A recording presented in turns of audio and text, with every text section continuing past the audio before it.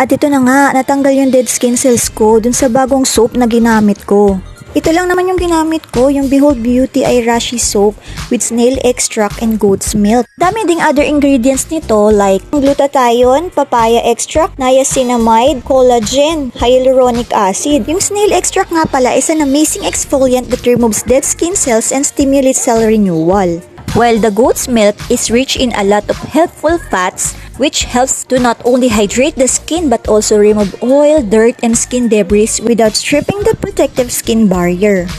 So, ganyan yung soap. Meron din siyang mesh net na kasama. Actually, first time kong gagamit ng whip soap. So, ganito kapag ginamit nyo, mabula naman, 2 to 3 minutes bago nyo banlawan. Problema ko talaga, lalo nung summer, nagda-dry talaga yung skin ko. After 2 to 3 minutes, ganyan, natanggal yung dead skin cells ko. After kong banlawan, ang lambot sa skin. So, nakakatuwa. Hindi ko na rin problema ang dry skin. Kaya ano pang hinihintay nyo? Try nyo na rin.